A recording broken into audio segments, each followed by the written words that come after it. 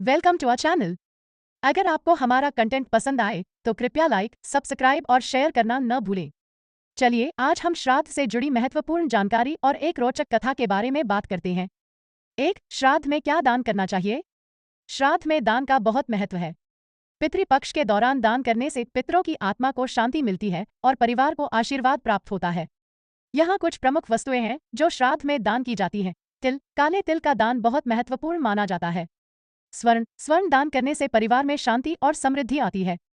घी, गाय के घी का दान अति मंगलकारी माना जाता है। अन्न, 7 प्रकार के अन्न का दान फलदायी होता है। वस्त्र, पितरों को वस्त्र दान करने से उनकी कृपा प्राप्त होती है। 2. श्राद्ध में क्या नहीं करना चाहिए?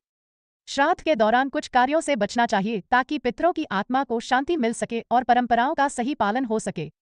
यहाँ कुछ प्रमुख बातें हैं जिनसे श्राद्ध के समय बचना चाहिए। मांसाहार और मद्यपान, श्राद्ध के दौरान मांसाहार और मद्यपान से बचना चाहिए। नकारात्मक विचार, इस समय नकारात्मक विचारों और क्रोध से दूर रहना चाहिए। अशुद्धता, श्राद्ध के समय शारीरिक और मानसिक शुद्धता का ध्यान रखना चाहिए। अनुचित व्यवहार, किसी भी प्रकार का अनुचित व्यवहार जैसे झगड़ा या विवाद से बचना चाहिए। अशुभ कार्य, श्राद्ध के दौरान किसी भी प्रकार के अशुभ कार्य जैसे बाल कटवाना या नाखून काटना से बचना चाहिए। 3. श्राद्ध के अन्य परंपराएं क्या हैं? श्राद्ध के दौरान कई परंपराएं और विधियां निभाई जाती हैं जो पितरों की आत्मा की शांति और परिवार की समृद्धि के लिए महत्वपूर्ण मानी जाती हैं। यहाँ कुछ प्रमुख परंपराएं दी गई हैं। पिंडदान, पितरों को तृप्त करने के लिए चावल के पिंड बनाए जाते हैं और उन्हें जल में प्रवाहित किया जाता है। तर्पण, जल और तिल का उपयोग करके पितरों को तर्पण दिया जाता है जिससे उनकी आत्मा को शांति मिलती है। हवन, अग्नि में आहुति देकर पितरों की आत्मा की शांति के लिए हवन किया जाता है। ब्राह्मण भोज, ब्राह्मणों को भोजन कराना और उन्हें दान देना श्राद्ध का महत्वपूर्ण हिस्सा है। ध्यान और प्रार्थना, पितरों की आत्मा की शांति के लिए ध्यान और प्रार्थना की जाती है। 4. श्राद्ध की कथा, 400 शब्दों में महाभारत के महान योद्धा कर्ण की श्राद्ध से जुड़ी एक प्रसिद्ध कथा है। कर्ण, जो अपने पराक्रम और दानशीलता के लिए प्रसिद्ध थे, ने अपने जीवन में बहुत से लोगों की मदद की और उन्हें दान दिया। लेकिन उन्होंने कभी अपने पूर्वजों के लिए श्राद्ध नहीं किया था क्योंकि उन्हें उनके बारे में जानकारी नहीं थी।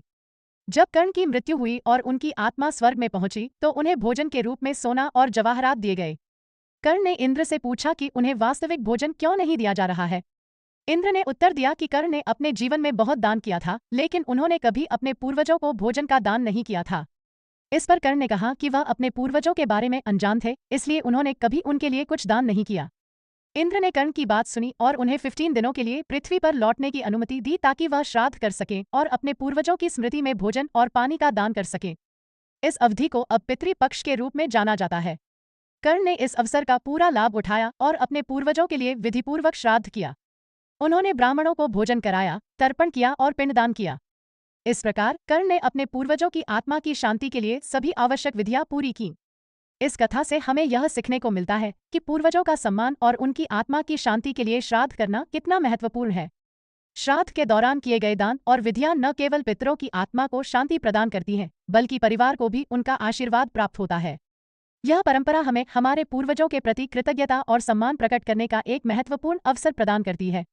इस कथा के माध्यम से यह भी स्पष्ट होता है कि जीवन में दान और पुण्य का महत्व कितना अधिक है, लेकिन साथ ही यह भी आवश्यक है कि हम अपने पूर्वजों को न भूलें और उनकी आत्मा की शांति के लिए आवश्यक विधियां करें।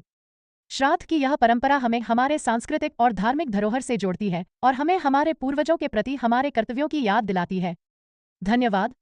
अगर आपको यह वीडियो पसंद आया हो तो कृपया लाइक, सब्सक्राइब और शेयर करना न भूलें।